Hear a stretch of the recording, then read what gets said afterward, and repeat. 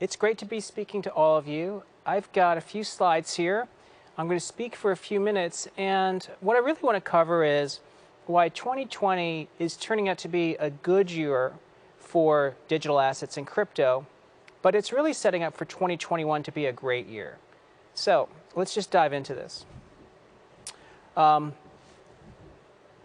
2020 is a year that I don't think any of us should ever expect to see again in our lifetime. I think it's almost worse than a science fiction movie because we've had a global pandemic that's killed over 1 million people so far and counting. It's the first ever time that the entire global economy essentially went through a coordinated shutdown. I mean, that's unimaginable, but can you imagine policymakers and central banks deciding things are so bad they got to shut down the entire economy and everyone stays at home? The U.S. had an economic contraction that's worse than the Great Depression. So whatever they call the Great Depression, this is a greater depression. And the Federal Reserve introduced a playbook within days. So whatever guidance they had, it completely switched to low for long forever, and even their model for changing rates has now changed. I mean, that's, again, something out of a science fiction movie. And the U.S. government spent $5 trillion in stimulus, which is about 25% of GDP. And as you know, this led to a huge panic in financial markets. So this is the setup, and I think this is the question. How did crypto do in a year that looked like something out of a science fiction movie? And the good news is crypto did actually incredibly well. Bitcoin is the best performing asset year to date. It's doing better than gold, better than treasuries. So if you said, I want a safe haven in a year that involves something out of a science fiction movie, you have to own crypto. Now, of course, Bitcoin did well, but look at this chart. Bitcoin was outperformed by many other crypto assets and blockchains, including BSV. So that's the key. In a year when you're trying to find safe havens, you want to overweight crypto, but you also want to not only invest in Bitcoin. Now, this is where it's interesting. You know, we've said for some time, in something that's quite controversial, that we think crypto tends to be a risk-on asset. In other words, in years where equity markets do well, crypto does well, and in the years where equities do poorly, crypto should do poorly. And this chart really underscores that. If you look at how the correlation of Bitcoin Core to the S&P 500, you can see in 2020, that's the dark blue line, it's actually risen to 35%, which is one of the highest correlations in many years.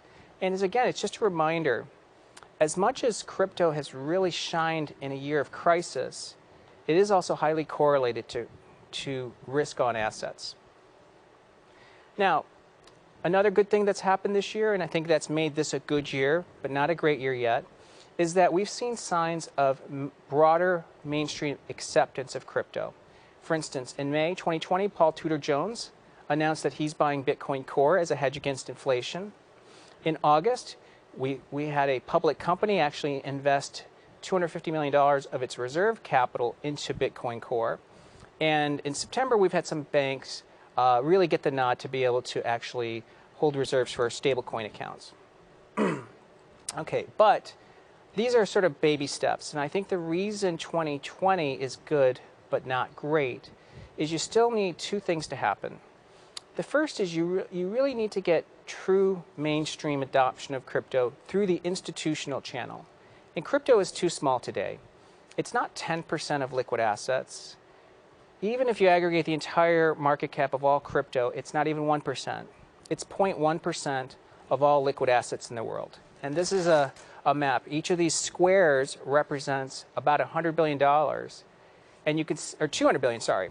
And as you can see, crypto collectively is just a little tiny little dot. It's smaller than gold, it's smaller than art, way smaller than equities or bonds and real estate. So I think until crypto becomes a much larger share of total assets, it's not going to be on the radar for institutions. But that's not a bad thing. Take a look at Tesla. I think it's a case study in how when an asset goes from being a retail asset to institutional, the institutional investor overnight transforms the price or the valuation of an asset. So Tesla has been dead money for 5 years, stuck at around $200. This is pre-split.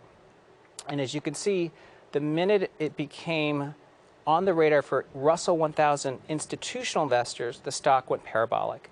That's the lesson. You can take anything, even a huge mature company, once it becomes an institutional asset, you'll see a huge change in price. Now, one last thing before I turn it over to David is, I think this has been a great year, but I think the industry did not capitalize on some key things. Now think about this.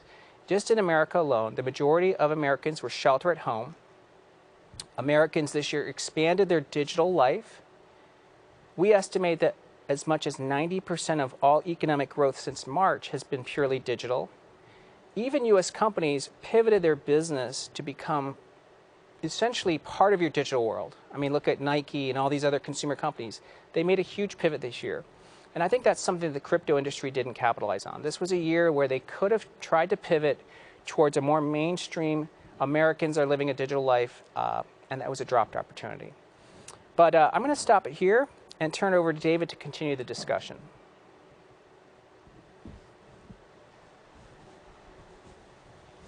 Thank you, Tom. Thank you, Tom, and CoinGeek. It's great to be here presenting in front of you guys today. Today, I'm going to talk about three things. The first thing I'm talking about is Fundstrat, what we do with our research product, and particularly within the crypto industry. The second thing I'll talk about is some of the unique things that we see with Bitcoin SV and a report that we recently did on Bitcoin SV and some of the things that we find very interesting in that. And then the third thing I want to talk about is within that report, Bitcoin SV business use cases of the blockchain. We're going to talk about some of the companies building on Bitcoin SV and what we find interesting from a stance that's a little more broad to the global economy or to the most industries, and kind of thinking about what this actually entails for changing, potentially disrupting some of the current existing business models that are out there, and what the new innovation of the technology is enabling and across a broad swath of use cases in society. So let's just kick it off with Fundstrat. Tom, you probably know Tom, what we do there. Just to give you a quick background on what we do with Fundstrat and our crypto product. I lead our digital asset research business. Consists of three things. We do research for asset-specific companies like Bitcoin SV or networks. We have institutional client base that relies on us for that research. We really try to be the bridge between Wall Street and crypto, and we think that's been very impactful and very powerful. And the third thing is we have a strong retail following who really looks to us for looking to find guidance, to find education in the space. And the report I'm going to discuss today is on Bitcoin SV here, the business use case of the Bitcoin blockchain. And we recently released this just a couple months ago. And it followed a report that we did back in February, which was on the Genesis upgrade, which you may have been following if you are in the Bitcoin ecosystem, and I'm sure you probably are if you're watching this. And we released that back in February, right before the CoinGeek conference in London. It was a great event. We're glad to be there and glad to be back. When we released that, we think it's very important to start here because that's kind of pivotal to where Bitcoin SV is today, because that's where it came from. And I think that was a really monumental turning point for the network and the technology and the way that it's being used. So just to recap, and I'm sure you folks know, but releasing the block size limit, that's key for building the ability for unbounded scalability, which you guys are pursuing now. And what I'll say about that is, from our independent research point of view, we've seen, a number of folks trying to scale and attempting to scale and doing a lot of different things. And obviously there's trade-offs that come with every approach in the ecosystem. We look at a number of different chains and a number of different projects, and we're independent in our research. But one thing that's standing out to me thus far is that, since you guys have done that, since Bitcoin SV and the community has changed this approach to unlimited block size, you have actually come quite far relative to a number of other assets and other approaches. And you guys have a ways to go that you're actually looking to still expand in that vision, which is the far bubble, which is what I've been told Bitcoin SV is looking to go for in the future. And I think that that's very exciting. And one thing you also have been able to do, which is very important for the use cases that I'm going to discuss, is the transaction fees have remained low thus far. And we've seen that, and that's been very interesting for enabling some of these use cases. And I feel confident in saying that, and it's very interesting to me because, if I hear what a lot of networks want to do or proposing to do or planning to do, one thing I want to actually know from an independent research point of view, right, is to verify. And when I look at mini networks, the thing that I see is the blockchain. I look at the blockchain data, and I view that as effectively the equivalent of company financials. And just as you would go to read a 10K or an investor report with the SEC, I want to look at the blockchain data and know that what's happening there on the network is in fact happening. And when I look at Bitcoin SV, one of the things that's very encouraging to me, based on our research, is I can look at the data and I can see that the block size cap, removing that has really actually been showing that block sizes have been rising. And this chart is in log scale, so maybe it doesn't even understates it, but it's been very material in the growth, and it's shown that the ability to grow block sizes. And what that does is, in the next slide that I'm going to talk about, is we've seen a couple of things. This far, there's two things I want to point out on this chart. The first on the left side is the transaction fees. It's been very low thus far, for the most part of since you guys have launched. And I think that that's very important for enabling several use cases.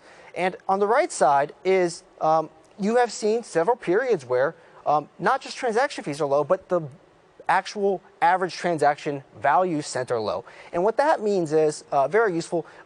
You can have effectively micropayments. And that's a very interesting thing, which I'll talk about in a minute, because it changes the payment dynamic and what you can do on the internet with streaming value and what you can do in terms of use cases that were previously not possible with the current payment systems and the payment rails that we have. And that ability to do streaming value opens up a lot of interesting business internet use cases that we'll discuss. So the next thing, just to point out on Bitcoin SV that I find interesting thus far, is you have seen also transaction throughput, meaning large transaction counts rising very dramatically as well, which is very encouraging for at least the use case that Bitcoin SV is looking to pursue, which is scalable transactions. And we've seen that, and that's been very encouraging. On the right side, you have data transactions on the blockchain. You can see that a lot of data transactions are as well being used. And this stuff is all very important, as I'll talk about in a minute, just to preface. So from that, one thing that I find important, as we're educating clients, we're educating investors across Wall Street, is to help them think about how cryptocurrency isn't just a currency, but it's also a platform technology for enabling a host of business use cases. And I think that sometimes gets lost with folks who maybe are newer and trying to dive into what this is, because you can look at some of these things and you can say, I can move that money, I can send money around with this, but it gets lost what businesses are doing with it. And that was the purpose of this report, was to dive into a few specific segments of the Bitcoin SV ecosystem across a couple of different industries, and kind of give people an understanding about what these people are doing and what they're enabling and what's unique about that and why. And I won't probably have time for all of them, but I'll go through a few here that I find interesting. But what I will say is, one thing I encourage all of you to do who are here watching this and online is to go to our website, fundstrat.com, and you can find this report, which is one we've made public for the crypto community, because we want to help broaden that exposure. And I encourage you, highly encourage you, to check that out, read about all the other companies in here, go to their websites, learn more, watch their presentations here, because they're going to give great discussions, I'm sure, like the one we just saw previously. And I encourage you to look at that and follow us in our research. So just of the ones we're going to discuss, this is just a host of a number that are on the Bitcoin SV blockchain. I'm sure there's many more emerging, as you'll see here today, and as time grows, and that's very exciting. So one of the first ones I want to discuss is a company that maybe is presenting here called EHR Data. What's interesting about EHR Data is, they're using the blockchain to enable reduce fraud and to give people ownership of their medical records data. And one thing that's unique about that is it has a very interesting impact on the healthcare industry, but more broadly, I actually want to talk about what this kind of means in terms of just the enablement of this data, letting consumers take back their data, and what that means for society more broadly in terms of a number of industries. So if you think about the paradigm of the internet today, generally speaking, consumers host their data, and many of the biggest technology companies, as people have, are taking that data, and it's become a very big business. And if you have a new model emerge, right, not just across healthcare, but across many swaths of the internet society, where consumers take back control of their data and own their data, it creates a different business model paradigm shift. And what I'm talking about here specifically is, if you think about advertising, for example, digital advertising, Google, Facebook, this is really supposed to be, $500 billion market across the U.S. and globally, I'm sorry, within the next few years. And it's a very big market. And if you shift the balance on this from, businesses extracting data from consumers to and getting advertising from it, to consumers owning their data, selling that data back to businesses for an amount, you have a really different business model shift that can do a lot of different things to society across the internet. And I think some of the technologies that are built upon the core of this blockchain here, Bitcoin SV, is useful for really being uniquely able to enable that. And I'm just going to skip through a couple of these here. Just to touch on a couple things for each one. MetaStream, this is interesting because IoT, they're putting a number of data sources on the blockchain.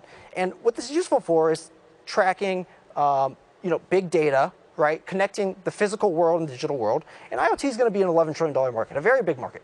And what I found interesting about Bitcoin SV, unique in this situation, the way you're approaching it, is with the scalability of putting the data on the blockchain, this is something you can't do with probably many other networks unless you're, especially in the public sphere, but you can do in many private enterprise chains. But your scalability allows for large amounts of data to go on that chain. And that's interesting for connecting the physical and digital world.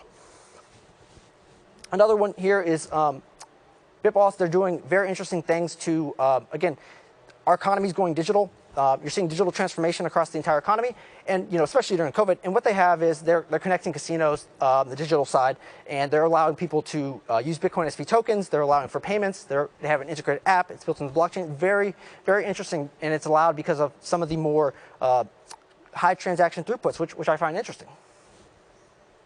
Another one here, coronavirus. Gaming is a huge industry, as we've seen. It's a very big thing, and as more people move away from sports to esports, to move to online games, you've seen a large growth in that market, very big market. And one thing that's come to us is, we have a lot of companies who are in charge of these games, these matches, and finding transparency in who wins these games, who loses. It's a big deal, especially when you have sports tournaments and there's millions of dollars on the line.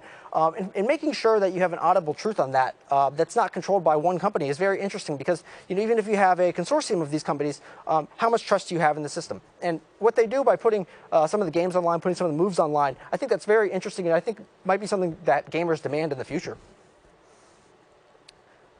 Marathon browser. So one of the unique things that the Genesis upgrade and the shift towards the MetaNet has focused on is transforming Bitcoin SV from being more of a digital payments engine to also enabling another layer of internet applications. And I think that's something that's possibly lost on many people who look at cryptocurrency and think about crypto as just this payment tool. And I think what's unique is, as I'll talk about in a second, many projects, crypto projects, are looking to reinvent the internet. And you guys are doing it in your own very unique way. And what we're seeing when you store a distributed architecture of nodes across the world, and you have big data held right from websites, from things across, whether it's different websites, whether it's different media files across a broad swath of this new internet architecture, right? Taking it out of centralized cloud providers, putting it on a blockchain architecture, and then you overlay another layer of network on top of that, and then you have effectively the portal to access that. And you can create this different internet architecture that's not housed by Tencent, Alibaba, Google, Google Cloud, AWS, and you can actually change the dynamic of that. Possibly in the future, that could be something very interesting. We're looking to see how that unfolds, what that could mean for the cloud industry, which is already a $400 billion industry and growing very fast. So we think that that's interesting. And back to the advertising model, another interesting advertising thing that we're seeing is, if you think about internet business models today, generally speaking, there's really two types of business models that exist. There's advertising, and there's subscription transaction. And if you think about what a new type of technology can do to potentially change the business landscape on these is, we've just talked about what could happen with changing advertising to data ownership, and how that could kind of cut through to giving consumers back value, right, instead of paying through the advertisers to the middleman. Another model that we see today is this one, Tonic Pal.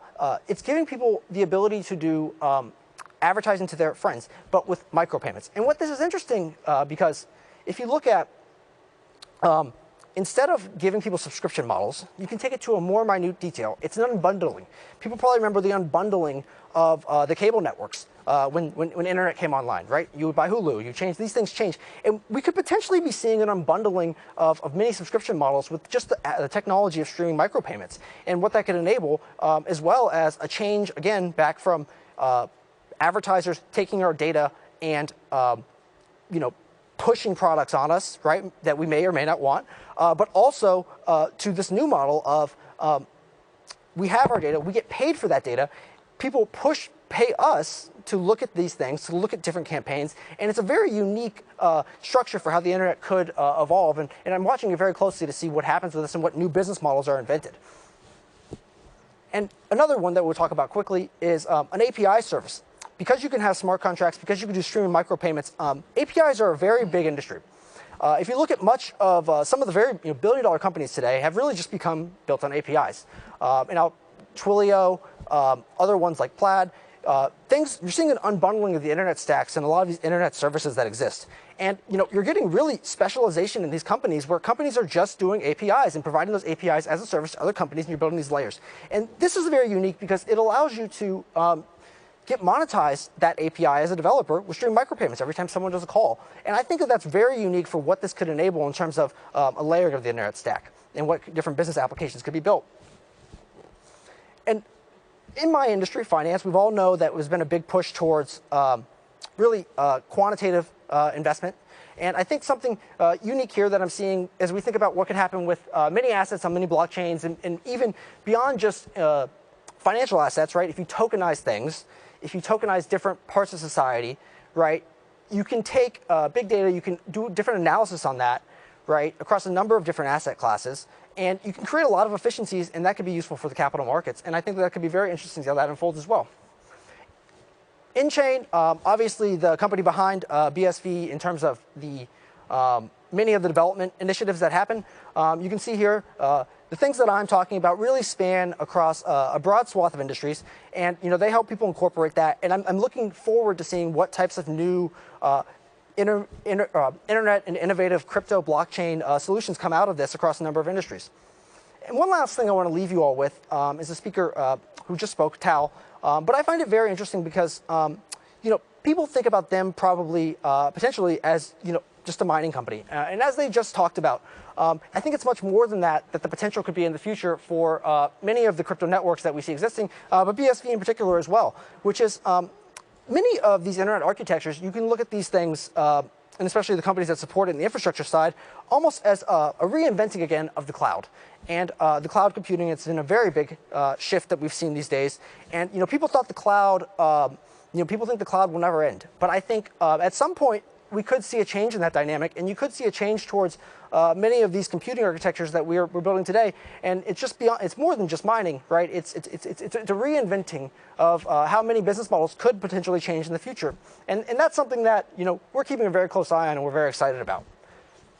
And with that, I thank you guys for your time.